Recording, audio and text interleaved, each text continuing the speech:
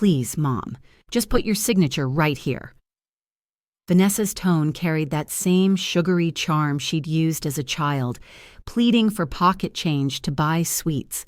Yet at 35, she was guiding my hand toward the pen while her husband, Sebastian, clamped down on my arm with a hold that sent pain shooting through my bones. We sat in the bank amid folks carrying on with their everyday routines, completely unaware of the tension brewing at our spot. "It's nothing big, Mom. Just a quick transaction to handle some forms." Deep down, I knew she was fibbing. I'd glimpsed the paperwork. This wasn't minor, it was total depletion. My entire $50,000 savings, the sum remaining after my husband Peter died 3 years back. The hum of the AC unit droned above us, yet a suffocating surge of dread washed over me. Those harsh fluorescent bulbs stung my vision, and the clatter of coin-sorting devices pounded in my head. Vanessa flashed a grin toward the surveillance lenses, acting like we were any ordinary clan wrapping up routine matters. Sebastian grinned as well, though his grasp stayed locked on my limb like iron jaws. "Let's go, Olivia," he hissed close to my ear. "No need to complicate things more than necessary." His breath reeked of tobacco and stale brew. "Remember your granddaughter, Caroline. Recall all we've provided for you." All they'd actually supplied. The bitterness rose like acid in my chest. I'd funded Vanessa's university tuition. I'd fronted the initial payment for their home. I'd cleared Sebastian's tab when he got sacked last year, $20,000 they never repaid. And here they were, scheming to swipe my final asset, my survivor's fund. The nest egg Peter and I built across 46 years together. My fingers shook, gripping the pen. The ink appeared so dark, so irreversible against the blank sheet. Just one mark, and it'd vanish. One mark, and I'd face emptiness. Vanessa edged nearer, her floral fragrance blending with the sharp tang of my fear sweat. "Mom, believe me, it's best for you. At your stage in life, handling that kind of cash is too much." Her phrases dripped like tainted nectar, every word crafted to lull my defenses. I scanned the room in vain. The junior clerk eyed us from his booth, but he looked tied up with patrons. An elderly lady stood in queue, skimming a policy pamphlet. A businessman in attire scrolled his device. Nobody caught on to the unfolding crisis. Nobody spotted the daylight heist, masked by grins and tender phrases. Sebastian's squeeze intensified, pulling a stifled whimper from my lips. "Quiet," he grumbled behind a feigned beam. "We wouldn't want to fuss, right?" His gaze held a glacial chill, and suddenly I grasped this fellow could resort to extremes. Vanessa, my flesh and blood, the infant I'd nursed and nurtured, perched there, observing her spouse inflict pain on me without lifting a finger to intervene. The clock on the wall showed 3:15 p.m. An unremarkable Tuesday twisted into my personal hell. I recalled the path that led me here. That morning, Vanessa rang, her pitch laced with contrived haste. "Mom, we have to hit the bank. Some documents need your approval. It's crucial." She'd shared no specifics. She rarely did. Just commands wrapped in polite requests. The branch supervisor, a senior gentleman called Mr. Thompson, neared our table with a polished grin. "All good over here. Need assistance with something."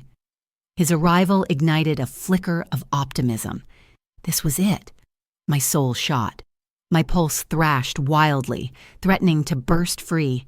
I hastily jotted on a scrap of paper nearby, "Help. They're forcing me." I refused to sign. I creased it and passed it his way while Vanessa and Sebastian fixated on the files. Mr. Thompson unfolded it subtly, and I watched his stare grow round. His composed facade shifted to restrained urgency. In a stretch that dragged forever, our gazes locked, and right then, I sensed his full comprehension. Wordlessly, he tapped a hidden switch beneath his counter, the quiet alert. My heartbeat eased at last that day. Aid was coming. But to grasp how I'd arrived at this juncture, I must share the whole tale.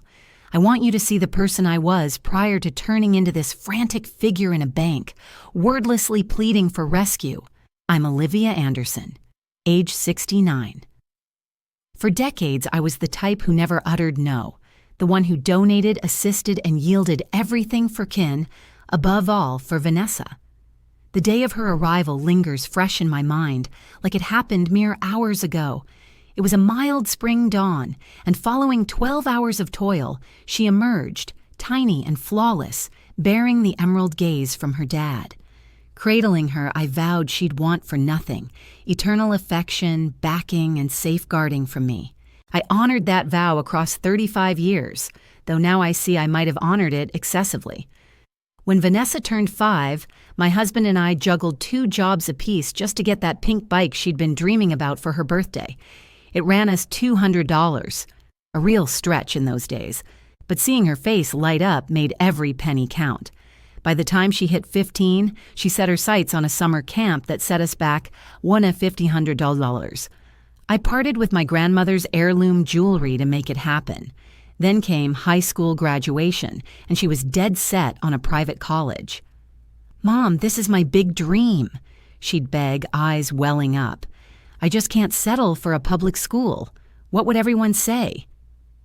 The annual fees hit $40,000, money we simply didn't possess. Her dad and I secured a loan against our home. For the next 4 years, I picked up overtime at the hospital cafeteria, scrubbing tables into the wee hours, my legs throbbing and spine screaming, all to help Vanessa earn her business administration degree. She walked across that stage with top honors, and I wept tears of joy during the event. I figured my parenting role was complete at last, that I could ease up, but Vanessa had different ideas. At 25, she crossed paths with Sebastian in a run-down bar. He had looks, no question, yet something about his gaze unsettled me, a chill, a scheming glint that raised my hackles. When he met me, his opening line wasn't a polite greeting. Instead, he probed whether the house was mortgage-free. I overlooked that warning sign. Their ceremony drained $50,000. "Mom, this is my one shot at marriage," she implored. "Make it flawless." I ached to push back, to point out our tight budget and her father's fresh diabetes diagnosis demanding funds for treatments. But her glowing enthusiasm silenced me. We borrowed more. The affair was stunning, I'll concede. Vanessa shone in her ivory lace gown, straight out of a fairy tale. Sebastian grinned, though I caught him eyeing the affluent attendees, sizing them up like assets.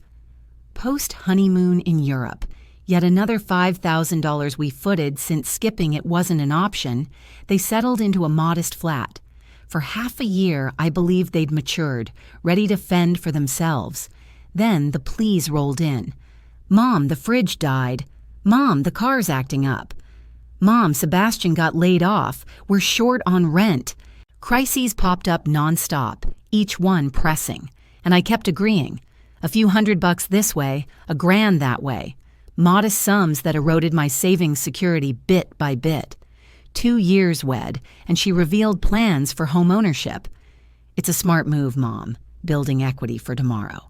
The place totaled $200,000, requiring a $40,000 upfront chunk. Savings. 0, naturally. Credit score. Shot, obviously. "Can you pitch in, Mom? Only the initial amount. We swear to repay it all." That vow from Vanessa turned out to be her grandest assurance and her boldest falsehood. I cashed out $40,000 from the nest egg I'd nurtured over 2 decades. Each cent stood for overtime grinds, skipped dinners, forgone outfits, missed getaways. Still, I handed it over. That afternoon at the bank, my fingers shook as I inked the premature pullout forms, the teller detailing the hit I'd take. A 10% fee, $4,000 vanished for accessing my funds ahead of schedule. "You positive, ma'am?" he inquired, worry in his voice. "No reversing this once it's done." I assured him I was. After all, it was for my girl, her prospects, the security I'd lacked growing up. I finalized the deal and headed to their place check-in grip, feeling triumphant. I'd rescue the moment. I'd pave the way for her slice of the American dream. Vanessa teared up receiving it. Joy, or so I believed. "You're the greatest mom ever," she murmured, squeezing me close. Can't even express my gratitude. I swear, Mom, every cent back plus extra." Sebastian appeared touched, but his embrace rang hollow and strategic. "Appreciate it, Ma," he muttered. "Huge for us." 3 months on, they relocated to the property. Charming spot, truth be told. 2 levels, 4 sleeping quarters, expansive yard primed for a swim spot. Vanessa hosted a welcoming bash, and I toured the spaces, beaming with satisfaction. The toll I'd paid had paid off. My child owned her nest. Yet the requests persisted, in fact intensified. "Mom, the place lacks furnishings. We can't crash on bare floors." $10,000 vanished on a fresh lounge setup. "Mom, a boundary fence is essential. Folks next door are griping. $3,000 gone for timber barriers. Mom, let's update the cooking area. It's outdated and the oven's faulty. $8,000 for modern gear."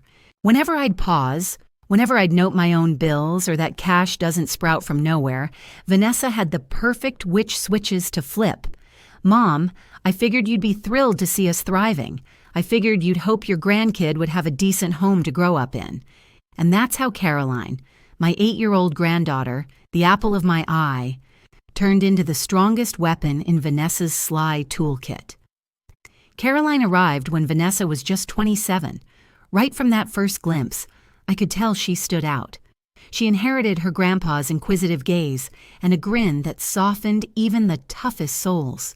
Yet beyond that, she possessed a quality her mom had somehow misplaced over time: true compassion. During her visits, Caroline would show up with sketches from school, simple crayon pieces depicting me as a towering grandma with enormous hugs, forever beaming. "I drew you so large because your affection is that vast, Grandma," she'd say in her innocent, piping tone. There was no way to refuse requests tied to Caroline. Dance lessons, $200 monthly. Music sessions on the piano, $300 each month.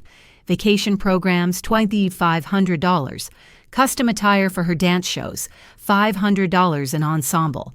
"Caroline's got real gifts, Mom. We mustn't squander her abilities just because cash is tight." At the same time, my finances were crumbling. Peter faced worsening issues from his diabetes. His treatments ran $400 a month, with coverage handling only part of it. He required unique shots, frequent check-ins with the expert, and a rigid meal plan demanding pricier groceries. I pulled extra hours at the clinic. I'd return home with sore, blistered feet trapped in my footwear just to prepare meals, tidy up, and tend to my spouse. Why not seek aid from Vanessa? My sibling Clara proposed on one of her stops by. "You've shelled out more than $100,000 for her over the past 5 years. Certainly she could chip in for some health costs." Yet I couldn't bring myself to request funds from my own child. It fell to me to support my loved ones, not vice versa. It was my duty to stay resilient, to serve as the foundation propping up the whole group. Peter slipped away on a quiet Tuesday dawn, 3 years post-diagnosis. I clasped his hand as he drew his final breath, and I truly sensed part of my essence departing alongside him. We'd shared 46 years of marriage. He was my companion, my closest confidant, my ally in every tough call regarding Vanessa. Following the burial, I found myself solitary in our hollow home, grasping that I was utterly depleted. The health bills, piled atop all I'd funneled to Vanessa, had emptied our reserves. Peter's policy payout amounted to $50,000. That was my sole remaining lifeline for the years ahead. I tucked it away in a savings fund and vowed to guard it wisely. I intended to stretch that sum. I aimed to master the art of refusal. But Vanessa had different ideas. Mere 2 months post-service, Sebastian got let go from his building firm gig. It was all down to his bigoted supervisor. Vanessa sobbed over the line. He canned him without cause. Now we're struggling with the home loan. "Mom, they'll seize the property. Caroline will switch classes. She'll be torn from her pals." They sought $20,000 simply to keep things steady till Sebastian landed work again. Half a year at most. We'll repay with added interest. I swear. It nearly halved my remaining stash, yet picturing Caroline uprooted from her place shattered me. I handed over the cash once more. Sebastian secured employment after 3 months, but the repayment never materialized. Inquiries brought endless justifications. We're clearing prior loans, Mom. Surprise costs hit with the vehicle. Caroline required dental work that coverage skimped on. And so now, here I sat in this financial institution, witnessing their scheme to snatch my final $30,000. My girl, the one I'd nurtured with endless devotion, perched beside her bullying partner, grinning for the lenses while plotting to plunge me into total destitution. Mr. Thompson came back to our spot, flanked by a pair of guards aiming for nonchalance, though I spotted the strain in their stance. Vanessa and Sebastian remained oblivious so far. They stayed glued to the documents, poring over the figures repeatedly like scavengers eyeing their prize. "Pardon me," Mr. Thompson stated steadily yet decisively. "I'd like to check a few aspects of this deal prior to moving forward." Sebastian glanced up, and for the initial instant I caught a hint of unease in his stare. "What sort of aspects? It's all set. Mrs. Anderson wishes to move the funds to her child's account. Purely a household choice." His grip lingered on my limb, though subtler now, mindful of the observers. "I get it," Mr. Thompson responded, "yet our policies demand confirmation that everyone participates willingly, free from any undue influence." His statement struck like thunder piercing my turmoil. He met my gaze squarely. "Mrs. Anderson, care to join me in my workspace for a confidential check? It's routine for deals of this scale. Magnitude." Vanessa stiffened right away. "That's not needed, sir. My mom's already made up her mind, right, Mom?" Her grin turned stiff and phony, like a facade starting to fracture. "We can handle it all from here. We don't want to bother you." But Mr. Thompson was on his feet, reaching out to shake my hand. "It's our bank's rule, ma'am. No exceptions allowed." The security staff subtly moved closer to our spot. "It'll just be a moment." I rose, my knees shaking, and for the first time that day, Sebastian let go of my arm. Vanessa clutched my free hand. "Mom, don't complicate things. Sign the forms and we'll head home. Caroline's expecting us." She dropped my granddaughter's name like it was the ultimate lever to pry open my defenses. "I'll return shortly," I whispered, avoiding her gaze. I realized that if I caught her expression, that practiced look of pure innocence she'd honed over time, I might falter. I could cave in yet again. Mr. Thompson's workspace was compact yet welcoming, featuring family photos on his desk and a tiny cactus by the sill. He settled opposite me and shut the door. "Mrs. Anderson," he murmured softly, "what's truly happening here?" And just like that, the floodgates burst. Everything poured out. I shared the decades of control, the funds I'd handed over with nothing in return, the shattered vows and deceptions gift-wrapped in charm. I described how Sebastian had gripped my arm too tightly, how Vanessa wielded Caroline's name for emotional leverage. I clarified that those $30,000 were my sole remaining lifeline, and losing them would leave me homeless. Mr. Thompson heard me out in silence, nodding now and then, jotting details in his pad. Once I'd laid it all bare, he exhaled heavily. "Ma'am, this sounds like financial pressure and possibly mistreatment of an elder in spots. Your daughter's and son-in-law's actions violate the law." Illegal. The term reverberated through my mind. For so long, I'd viewed it as my parental obligation, my role to keep providing even when it stung. It hadn't crossed my thoughts that Vanessa's behavior might carry a legal label, that it qualified as wrongdoing. "What options do I have?" I inquired, my tone cracking. "She's my child. I don't wish to drag her into legal woes, yet I can't continue this way. I've got nothing more to offer." Mr. Thompson shifted closer. "To begin, we'll halt this deal. Next, I'll record all you've shared. Then I'll provide details on support services and safeguards for older adults." He hesitated. "However, ma'am, the key choice is up to you. Are you prepared to refuse, to draw lines, even if it upsets your daughter?" That query struck like a blow to the stomach. Was I truly set? Over 69 years, I'd defined myself as the eternal yes-sayer. the endless giver, the self-sacrificing soul for everyone else. If I abandoned that role, what remained of me? I recalled Peter, how he'd labored right up to his final day to sustain us. I remembered the stretches when I'd subsisted on beans for weeks to cover Vanessa's elite schooling. I reflected on those sleepless evenings, tallying bills, snipping discounts, seeking ways to make each cent go further. And suddenly, Caroline came to mind, my 8-year-old granddaughter absorbing lessons from her mom's tactics against her Nana. What values was she absorbing? That affection could be purchased with cash. That wounding loved ones was fine if it secured your desires. That seniors were mere assets to drain dry.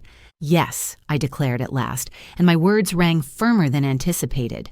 I am. Mr. Thompson's face lit up as he started scribbling. Good. Let's commence by adding a flag to every one of your accounts. No transfers can occur without you there in person, plus extra ID checks. I'll also pass along the contact for an elder mistreatment reporting line. While he busied himself, I gazed through the office pane. In the lobby, Vanessa and Sebastian were visible. She strode anxiously to and fro, gesturing wildly into her phone. He stayed put, yet his rigid posture and tapping fingers betrayed his strain. They sensed the hitch. They realized their scheme was unraveling. For the first time in ages, regret for letting them down didn't weigh on me. Rather, a long-absent sensation surged through. Command, strength, the freedom to choose my path without another's dictation on my actions or emotions. Mr. Thompson wrapped up his notes and passed me a stack of documents. Here's the duplicate of our event summary. This is the support line's number. And this, he added, sliding over a slim card, is my personal line. If they push or intimidate you further, reach out to me at once. I accepted the sheets with a hands that had steadied at last. What should I do next? How could I break the news to them that I wouldn't put my name on the dotted line? Just be honest, Mr. Thompson suggested. Explain that you've chosen to hold on to your funds for your personal needs. No need to offer more excuses. It's your cash, ma'am. You earned every bit of it. You set it aside, and you're fully entitled to use it on yourself. I drew in a steadying breath. The moment had come to confront my daughter. The moment had arrived to transform into someone capable of refusing. The moment to embrace a life focused on my own desires, no matter if it shattered a habit spanning decades. We stepped out of the office side by side. Vanessa hurried over right away, her expression blending worry and restrained rage. Why the delay, Mom? We'll miss our slot. I gazed at my daughter, this 35-year-old adult whose whole world had rested on my reluctance to ever turn her down. And for the first time in years, I uttered the phrase that would alter our dynamic forever. I'm refusing to sign, Vanessa. I'm not handing over my savings. The quiet that ensued rang in my ears. Vanessa stared at me like I'd struck her across the face, her emerald eyes gleaming with a blend of astonishment and rage I'd never witnessed. Sebastian sprang from his seat so suddenly the chair nearly toppled, his hands balled into tight fists. What exactly do you mean by not signing? Vanessa inquired, her tone quivering as she forced a phony grin for the sake of the bank's watchful eyes. Mom, we've discussed this already. It's merely a short-term shift. It isn't short-term, Vanessa, I countered, my voice sounding foreign, solid and unyielding like that of a woman who'd at last discovered her strength after letting others twist her will for so long. And it isn't a shift at all. This is my retirement fund, and it's staying with me. Sebastian edged nearer, but the guards shifted promptly too, placing themselves as a barrier between us. Olivia, he murmured in that gentle tone he reserved for swaying me, don't act absurd. What plans do you have for that sum? You lack major costs. We could handle it smarter. Grow it for everyone's benefit. For the entire family, I echoed, a sharp chuckle bubbling up from deep inside. Like the way you grew the $40,000 for your home deposit or the $20,000 I provided when unemployment hit. So tell me, Sebastian, how much have you returned? I watched the facade of feigned worry shatter on his face. His gaze turned steely, exposing the shrewd chill that had lurked beneath, though I'd been too naive to notice.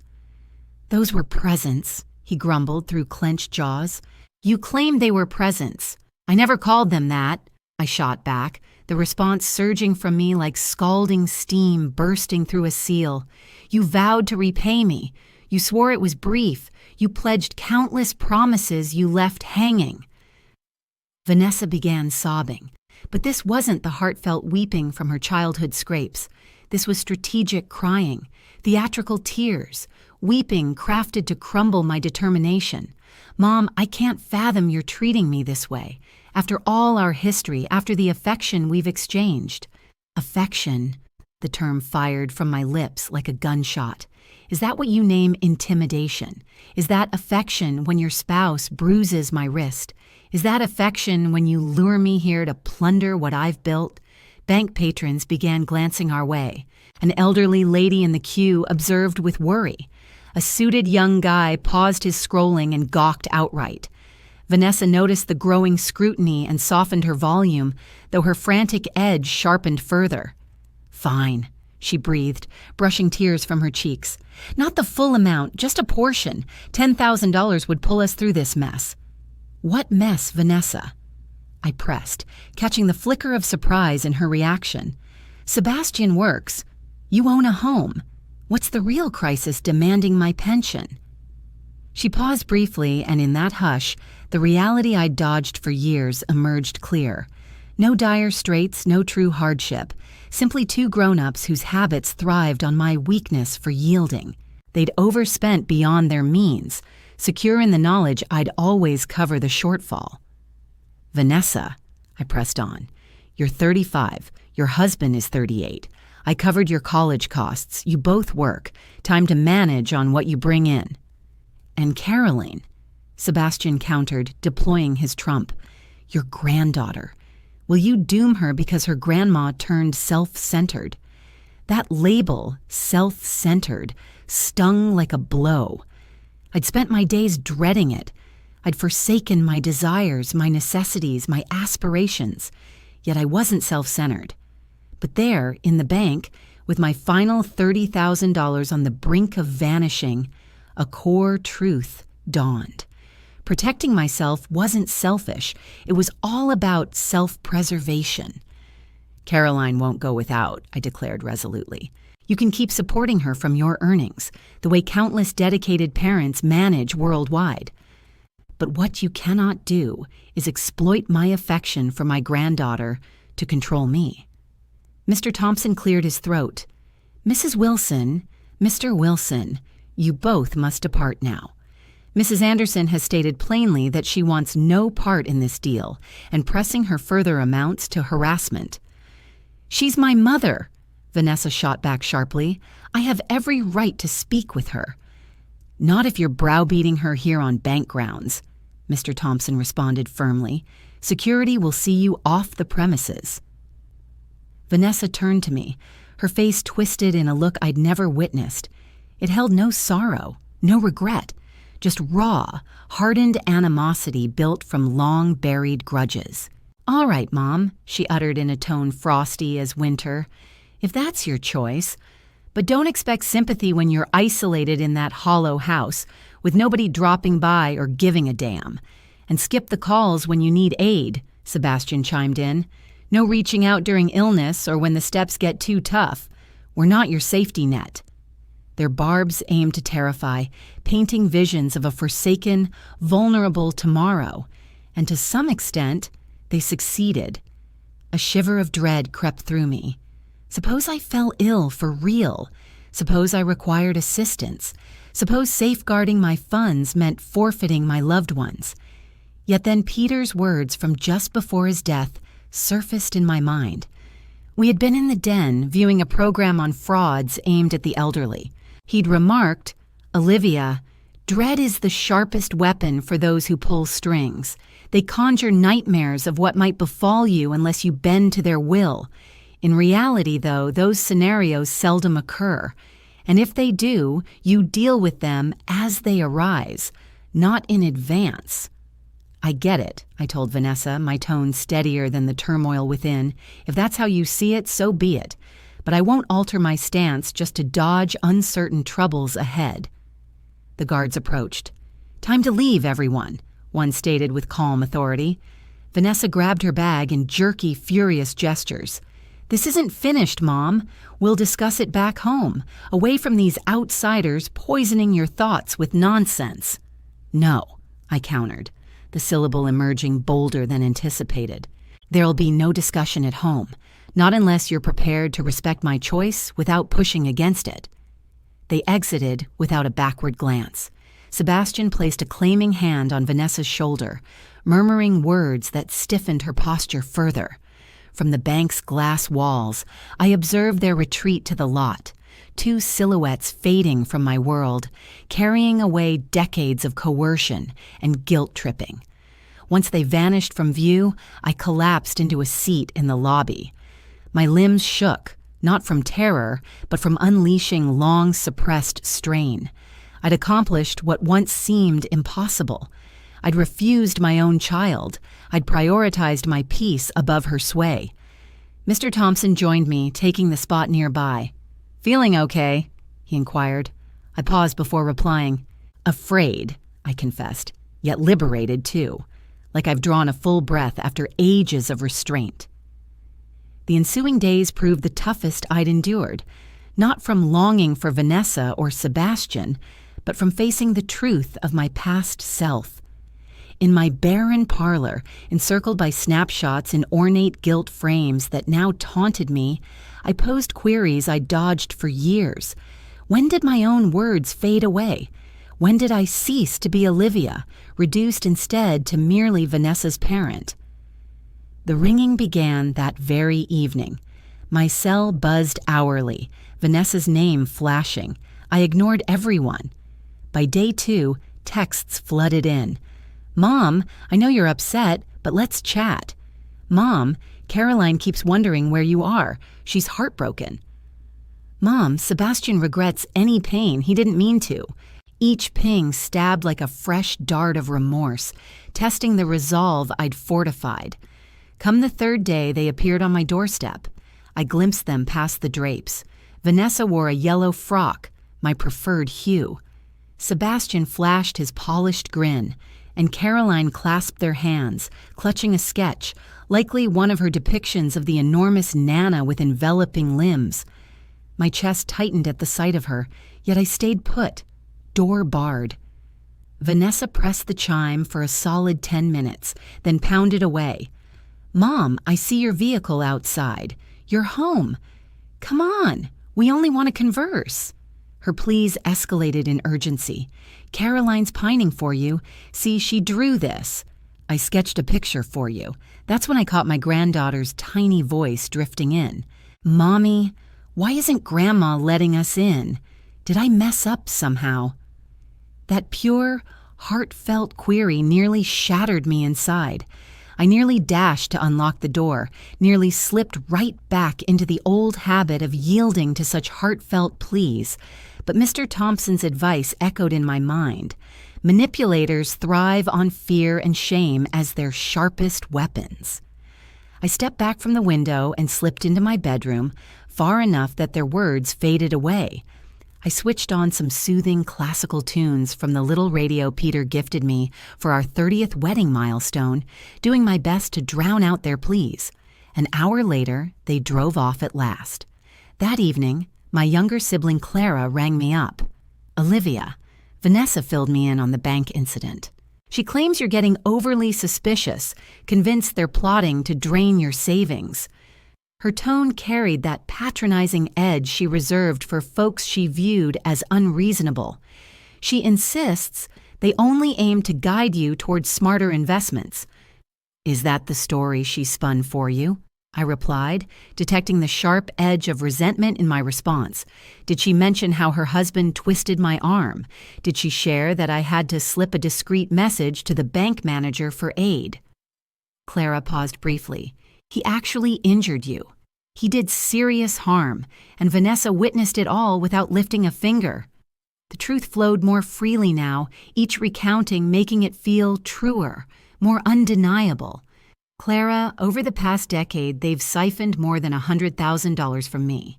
Not a penny has ever come back, and now they're eyeing my final $30,000. But Olivia, Clara responded softly, she's your child. Kin looks out for one another. Sure, family supports each other, I conceded. Yet this wasn't support. It was outright taking advantage. There's a clear line between occasional aid and serving as a family cash machine.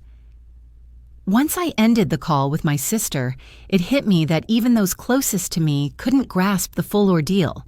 They'd noticed the fun shifts but missed the psychological pressure. They'd viewed the lavish presents but overlooked the hidden warnings.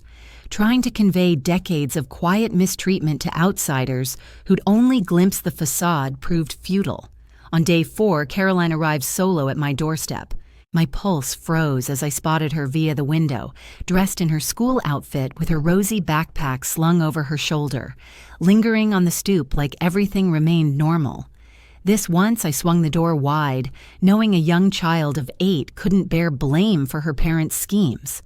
"Hello, Grandma," she greeted with a grin that could brighten whole neighborhoods.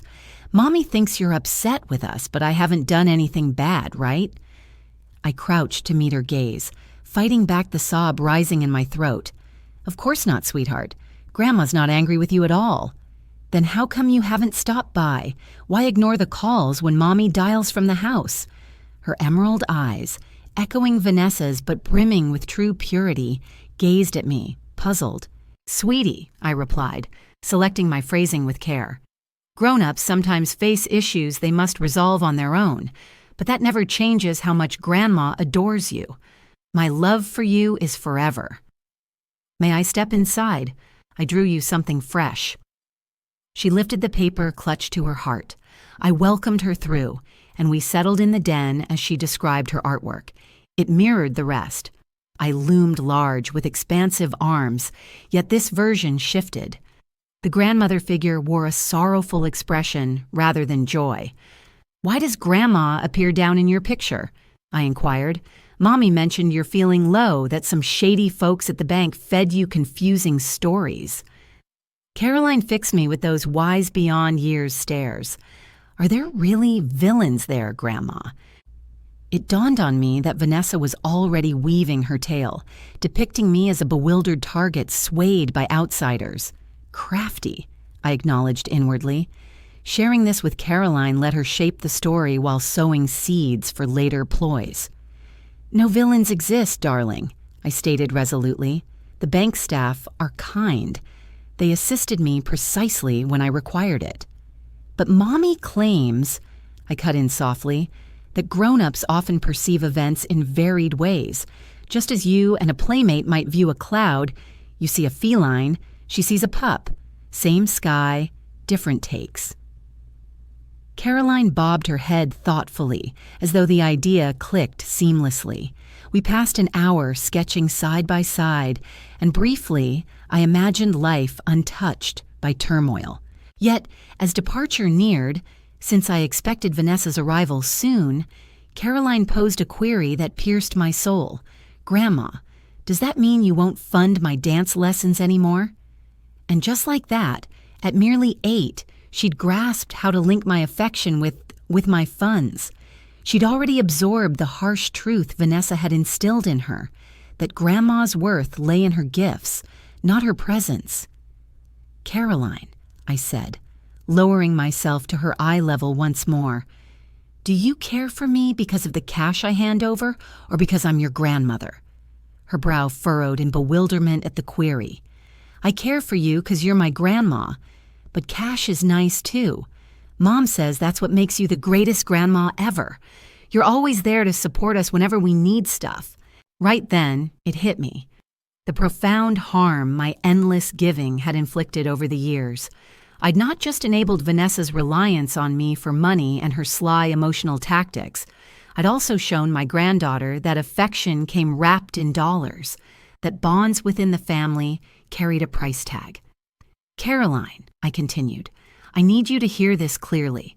I cherish you for the person you are, not the things I provide, and real affection isn't something you can purchase." "Got it," She dipped her head in agreement, yet her gaze revealed a response more reflexive than heartfelt. At her age, she couldn't fully comprehend it, not when every experience she'd known pointed the other way. When Vanessa pulled up to collect Caroline, she stayed put in the car. She merely tooted the horn from the drive, treating me like some outsider minding her kid. Caroline dashed out to the vehicle, gave a quick wave farewell, and vanished into the shadows of its darkened glass. That evening, alone in my quiet parlor, it dawned on me that the years had stripped away far more than my savings. I'd forfeited my sense of self, my say in things, and the chance for genuine connections. Yet another realization struck. After decades, I finally had a shot at taking it all back. Every bit. A week following the bank fiasco, as I started adjusting to the eerie quiet in my home without Vanessa's endless rings, an unforeseen guest appeared. It was a lazy Sunday, and I was tending to the garden blooms Peter had nurtured so devotedly when the chime sounded. Peering through the spy hole, I spotted a young lady I didn't right away place. She stood tall, her brown locks tied in a simple tail, wearing a tentative grin that rang a distant bell. As I swung the door wide, it clicked. This was Caroline, but not the little 8-year-old who'd stopped by recently. This was an 18-year-old Caroline, a figment from my visions of her future self. The mix-up faded in an instant, though, as she began to speak. "Mrs. Anderson, I'm Caroline. Not your granddaughter, but your grandniece, Arthur's daughter, the son of your sister Clara." Her tone was gentle yet resolute. "We haven't crossed paths much, but I had to reach out." Arthur. The mention stirred faint recollections of a nephew from old family meetups in my youth, someone who drifted from the clan after heading north for a job. "Do come inside," I invited, making way. "Tea, perhaps." We settled in the sitting room, and this other Caroline shared her reason for visiting. "My father heard about the bank situation from Aunt Clara. She filled him in on everything, and he suggested I come see you." She hesitated, picking her phrases with care. "The thing is, Mrs. Anderson, I've faced something eerily alike with my own mom." Over cooling cups of tea, she unfolded her tale. Her mother, Arthur's former spouse, had fallen into compulsive betting, post-split. For years, she'd wheedled money from Caroline's after-school gigs, her tuition fund, even faked her signature on multiple education loans. It was constantly a crisis, Caroline described.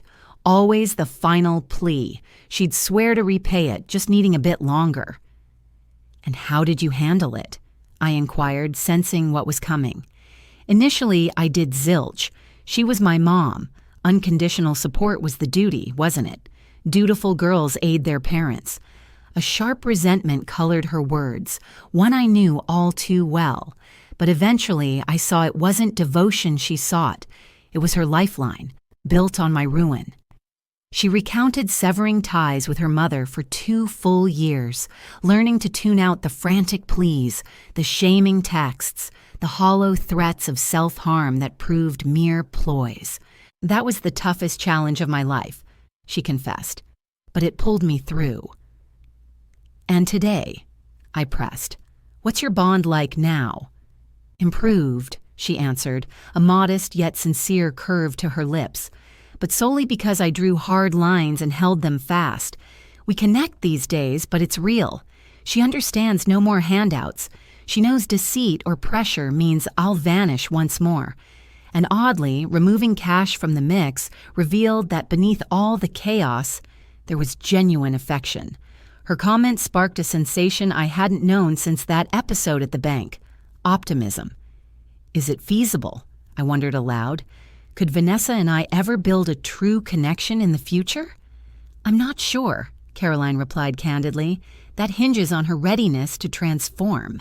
But one thing I'm certain of is that you must uphold your limits, regardless of the pain it causes." She mentioned a gathering for support that convened at the Central Library each Tuesday evening. "It's designed for those who've endured monetary mistreatment from relatives," she clarified. Initially, the idea struck me as absurd. I refused to view myself as someone victimized by harm. Yet upon attending, I discovered numerous individuals in similar situations: mothers, fathers, elders, brothers, and sisters, all exploited by kin who precisely targeted their vulnerabilities. Prior to departing, Caroline enveloped me in a prolonged, comforting embrace.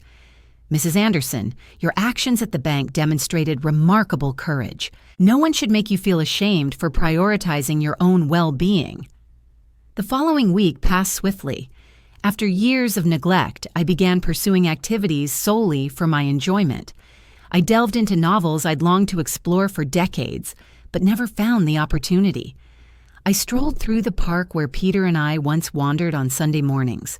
I prepared dishes that suited my tastes rather than those Vanessa preferred during her visits. Come Tuesday evening, I resolved to join the support session. The library felt serene, and in a modest rear room, I spotted a dozen folks arranged in a ring.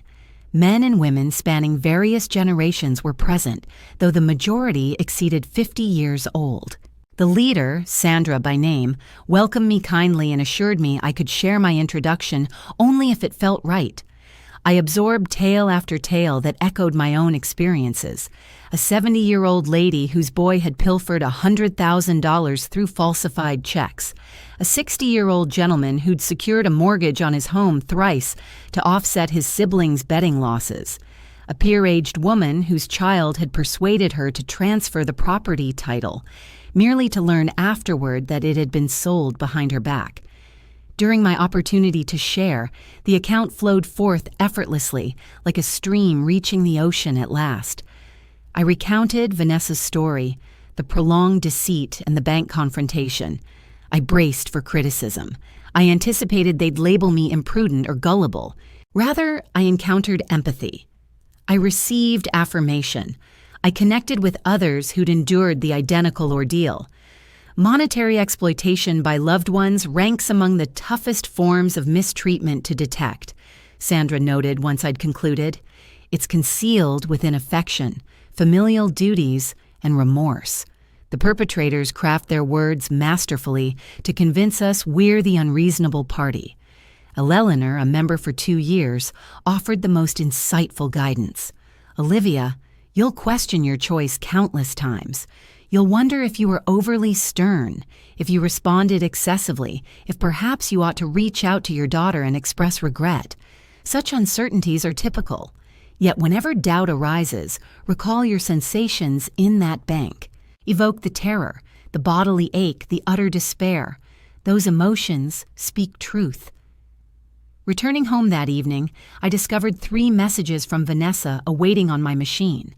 I played them back, and suddenly the deceit rang clear, as though my hearing had been cleared of long-built residue. "Mom," Caroline inquires about you daily. She's downhearted. She can't grasp why her grandmother avoids her. "Mom, Sebastian and I discussed it, and we believe you need medical attention. This conduct isn't typical for you. Mom, I'm beginning to suspect memory issues. Have you thought about possible early dementia?" Every note deployed a fresh tactic. Initially, leveraging Caroline as an emotional barrier. Next, undermining my capacity for sound judgment. Finally, implying mental decline. It resembled a textbook on mental coercion, applied with expert accuracy.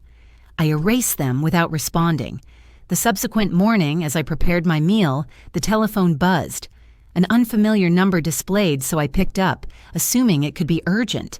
"Grandma," came the voice of my 8-year-old granddaughter, the authentic Caroline. "Mommy used her office device to contact you. She claims you ignore calls from our house now." My pulse quickened. "Hello, darling. How are things?" "I'm fine, but I miss you terribly. When will you visit? When can we revisit the park as before?" Her young tone carried sincere sorrow, and I sensed my determination start to falter. "Caroline," I responded, selecting my phrasing with care, "Grandma adores you deeply, but currently your mother and I are addressing some adult matters that require resolution. But will you resolve it shortly, since my birthday's 2 months away and I wanted to request something special from you?" There it came once more, right in the middle of what seemed like a harmless chat. The hint surfaced that Grandma was expected to chip in for something extraordinary. "What was it you wanted to request, sweetheart? I was wondering if you'd assist with getting a fresh outfit for my dance performance. Mom mentions it's $200, and funds are tight this month." That revealed the true motive behind the phone call. Vanessa had enlisted her own 8-year-old girl as an intermediary to request cash. She dispatched this pure-hearted kid to handle the shady task she herself could no longer approach head-on. Right then, perched in my kitchen gripping the receiver, it hit me that this conflict was only getting started. "Caroline," I told my granddaughter, my voice steady despite the ache in my chest, "I'd like to speak with your mother." A pause followed, then I caught Vanessa's voice faintly in the distance. "Hand the phone to Mom, darling." As Vanessa took the line, her tone shifted.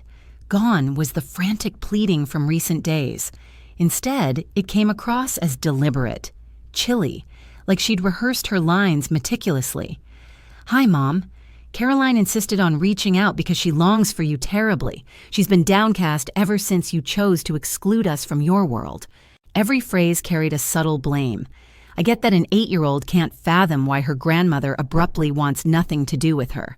"Vanessa," I cut in, "you're fully aware I haven't excluded Caroline from my life. I've established limits with you and Sebastian.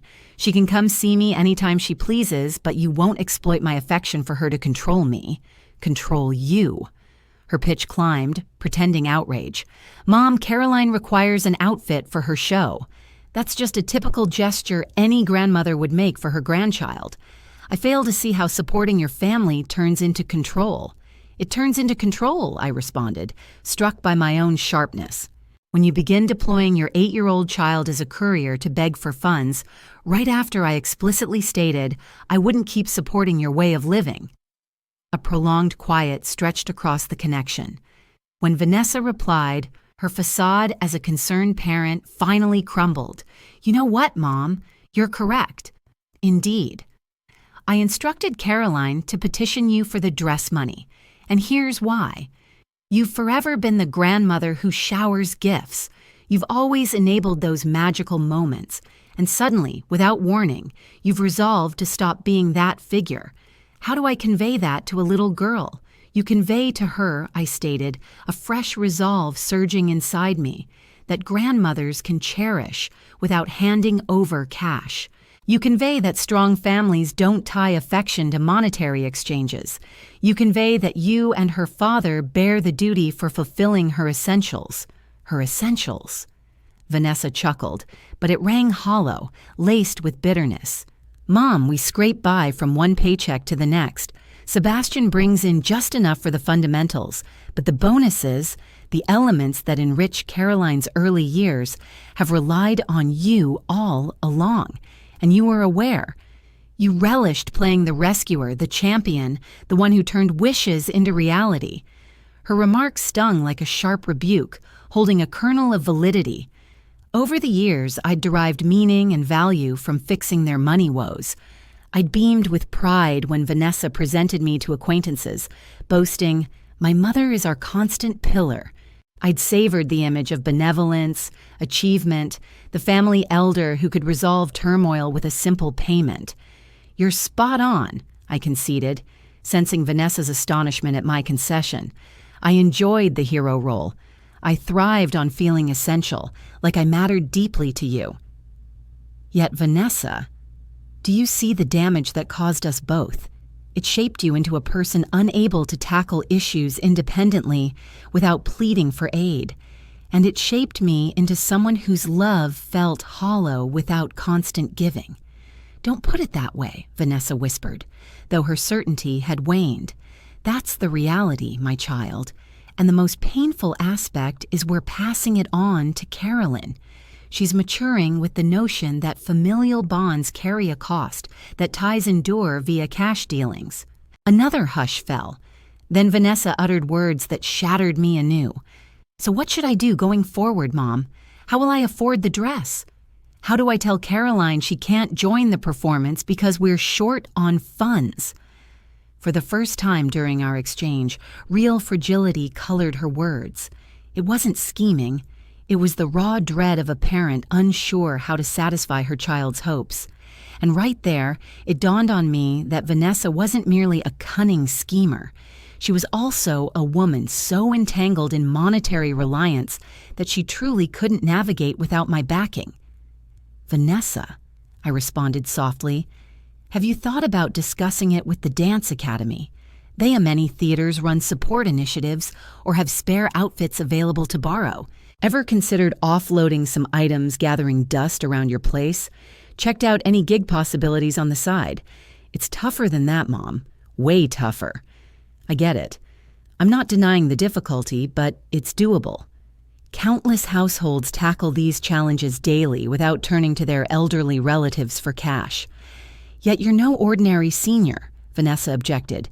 "You've got resources. You've got the ability to assist us. What's so wrong with seeking a bit of aid? The issue is, it's far from just a bit, Vanessa. Over the past decade, you've come to me for more than $100,000, and not once has any of it been repaid." My tone sharpened. Plus, that support always arrives laced with deceit, control, and lately, outright aggression. Sebastian didn't intend any harm. He was merely on edge. Nothing more. Sebastian gripped my arm with such force it left marks. You witnessed it and stood by without intervening. The scene from the bank flashed back in my thoughts, sharp as ever. Your spouse was prepared to injure me bodily just to secure my funds, and you accepted it. I didn't accept it. Your quietude amounted to consent, Vanessa. Your passivity made you an accomplice. The exchange dragged on for 20 more minutes, yet it felt like we were on entirely separate wavelengths. Vanessa viewed my limits as self-centeredness.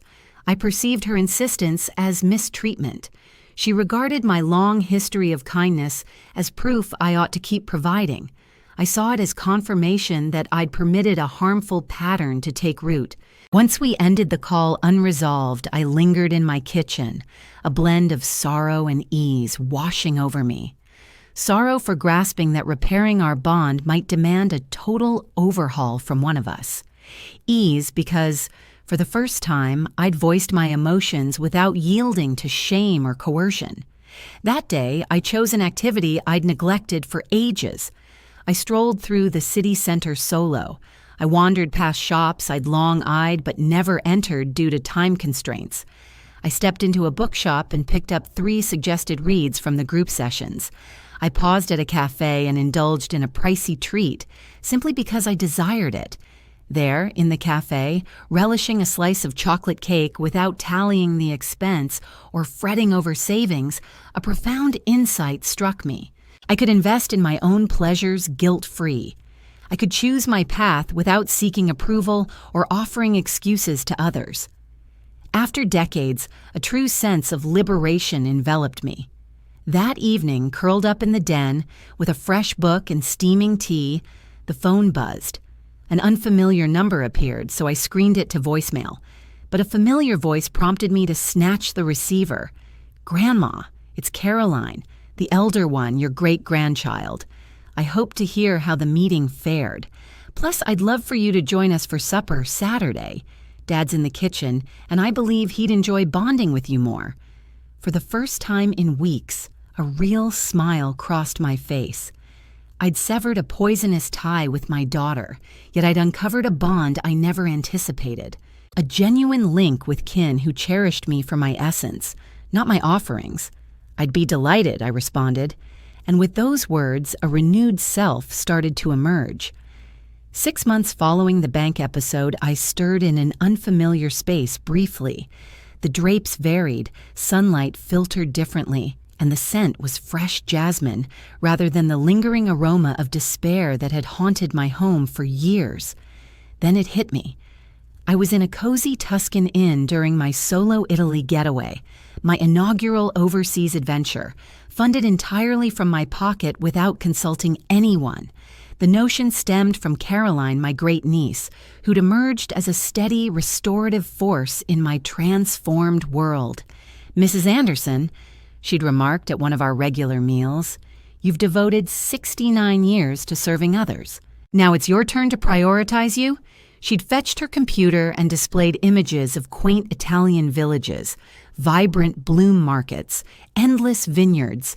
Imagine beholding such sights firsthand, right? Initially, it sounded absurd. Folks like me didn't venture to Europe unaccompanied. Folks like me remained rooted, nurturing others, anticipating reciprocity from life rather than granting it to ourselves. But a lesson from the support sessions resurfaced.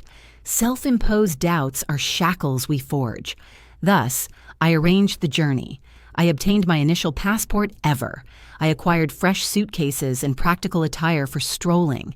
And upon Vanessa's discovery, she phoned in a rage. "You're frittering your pension on a European jaunt," she had yelled into the receiver. "Mom, that cash is meant for crises. What if you fall ill? What if you require costly treatment?" "Vanessa," I'd responded with a serenity that even caught me off guard. "I've got coverage for my health. I've built up sufficient reserves for any genuine crisis. And following 4 decades of labor and thrift, I merit indulging in a bit of personal joy. And what of us? What if we require support while you're off traveling? In that case, you'll handle things like any capable grown-up. You'll address your issues independently." I'd ended the call without additional words, and for the initial time, no remorse washed over me for it. Perched now on the veranda of the inn, cradling a genuine Italian espresso and a warm pastry straight from the oven, I recalled that exchange and grinned. Below me, a verdant expanse unfurled, sprinkled with timeless olive groves. Farther off, I spotted fellow visitors starting their dawn hikes. Among them were youthful pairs, along with groups including kids. Yet there were also quite a few ladies around my years journeying solo, each appearing vibrant with liberation. My cell buzzed with an incoming message. Briefly, my pulse quickened, fearing it could be Vanessa alerting me to yet another household crisis, crafted to stir my shame for being so distant. Instead, it was from Caroline, my eldest granddaughter. "How's the journey through Italy going? Send pics," she'd typed, adding a string of affection symbols. I snapped a shot of the scenery and replied, "It's surpassing my wildest dreams. I sense like an entirely refreshed individual." Her comeback arrived swiftly. "Here's the thing. I don't see you as renewed. Rather, you're emerging as the self you've always possessed, just one you hadn't permitted before." Those sentiments left me pondering deeply, so I resolved to stroll into the nearby town to mull them over. Navigating the stone-paved lanes, I reflected on the shifts that had unfolded in recent months. Post my clash with Vanessa, I'd anticipated a void, a lack of direction. For countless years, my sense of self had revolved around being essential, the fixer of troubles, the irreplaceable pillar for my relatives. Yet rather than hollowness, I'd uncovered room to realize I relished not fretting over satisfying everyone else, room to build fresh bonds with folks who appreciated my dialogue, my wit, my outlook, not my readiness to hand over funds, room to uncover facets of myself long inactive. Through the counseling circle, I'd connected with Eleanor, a 75-year-old who'd endured a parallel ordeal with her drug-dependent son. We'd formed a bond, and jointly we'd enrolled in art sessions at the local hub. I unearthed a knack for depicting scenery, a skill I'd never have uncovered had I kept pouring every spare moment and every spare cent into Vanessa's woes. I'd also begun aiding at a refuge for females escaping abusive homes. There, I'd encountered women across generations who, much like myself, were piecing together existence anew after harmful ties. The role proved draining on the heart, yet deeply rewarding. For the first occasion in my existence, I was aiding from a foundation of resilience, not entanglement. And most astonishingly, my monetary situation had improved markedly. Free from Vanessa and Sebastian's relentless pleas for funds, I'd managed to establish a solid reserve for urgencies. I'd allocated portions of my nest egg into investments, and I'd savored modest treats like this getaway without fretting over tomorrow. While picking up produce for a meal in my suite's compact cooking area, I received an unforeseen ring. It was Mr. Thompson, the financial officer who'd assisted me during that dreadful episode that now felt like a distant memory.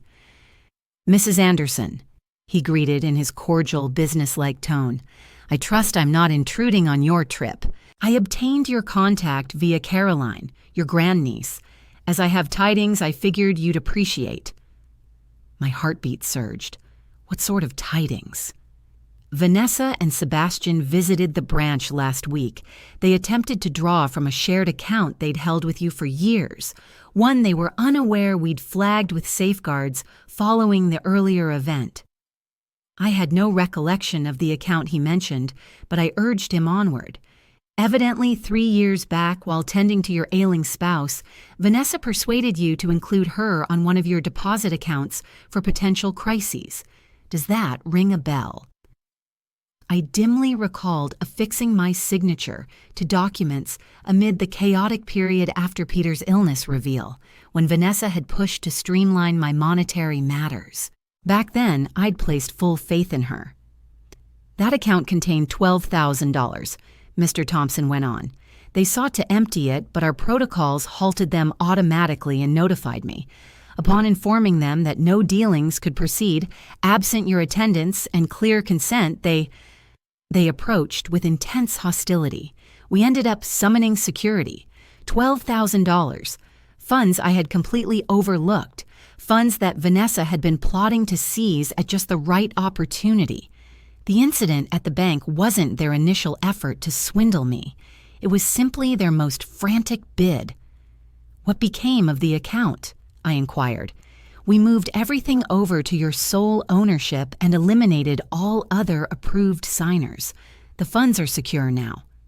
Once I ended the call with Mr. Thompson, I settled onto the modest balcony of my suite, observing as the evening light brushed the heavens in hues of amber and rose.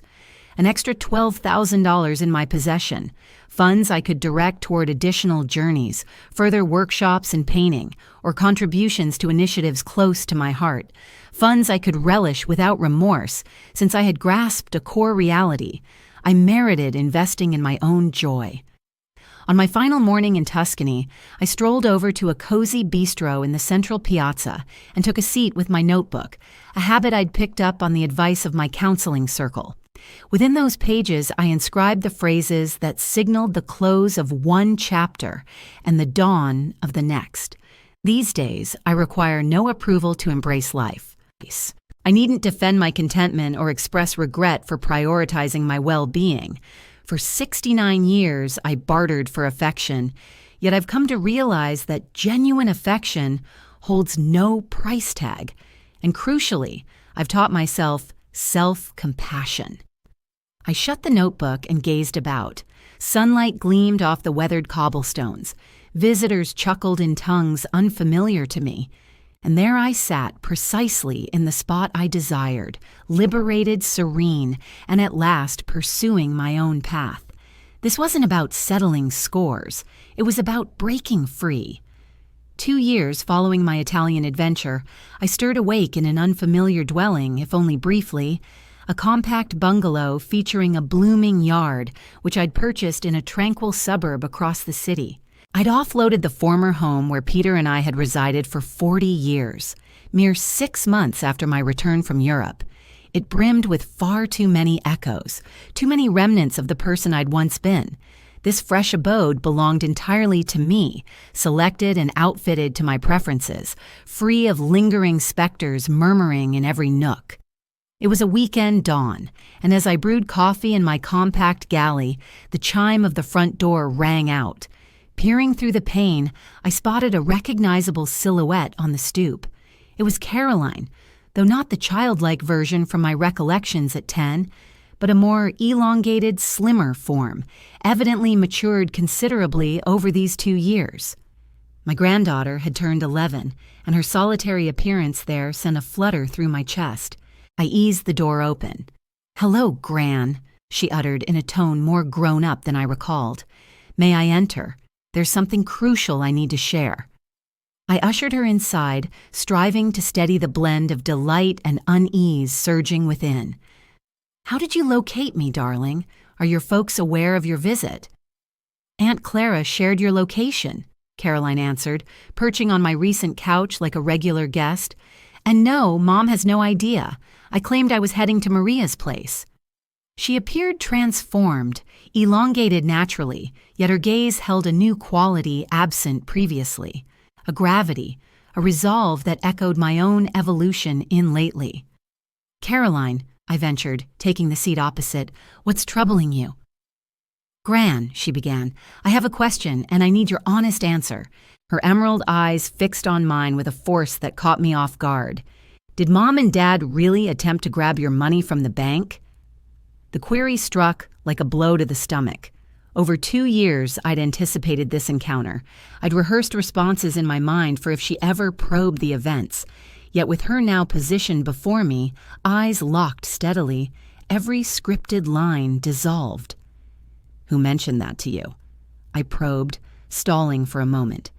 "Nobody spelled it out," Caroline responded. "But I've been overhearing things for 2 years.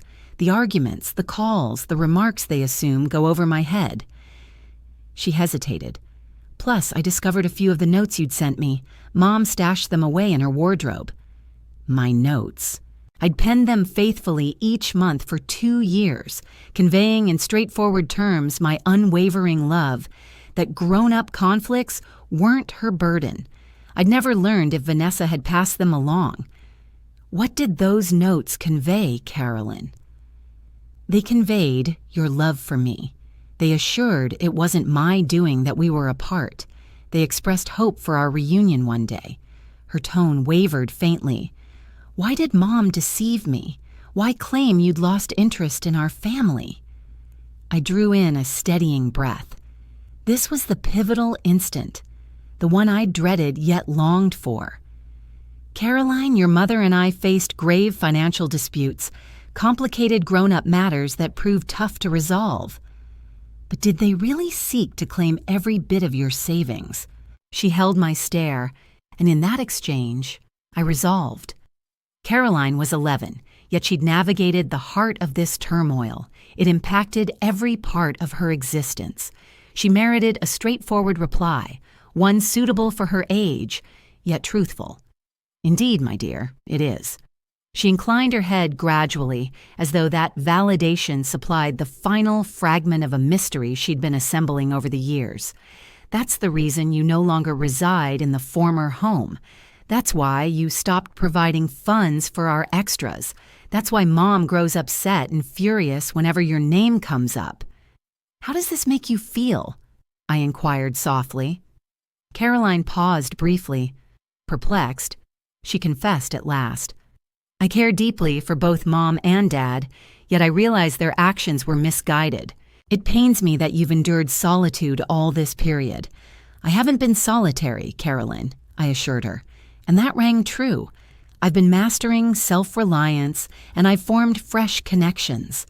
Actually, these past 2 years have brought me more joy than I'd experienced in ages. I shared details of my art sessions, my community service, and the bonds I've built anew.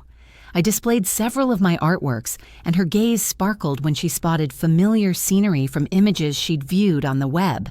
"Grandma," she ventured after some time, "I need you to understand that once I'm an adult, once I turn 18 and can choose for myself, I'd like to build a true bond with you, one that's genuine, unlike in the past." "What do you mean, unlike before?" In the old days during my visits, an odd tension lingered, as if Mom expected me to request favors from you, or as though the outings carried hidden motives I couldn't grasp. Caroline's insight pierced my soul. "I simply want to spend time with you because I enjoy your company. I long to discover the authentic you, beyond the gift-giving figure." We embraced tightly for what seemed an eternity. In that embrace, a sensation returned that I'd lost for years, real optimism for what lay ahead in our connection. Caroline lingered another 2 hours.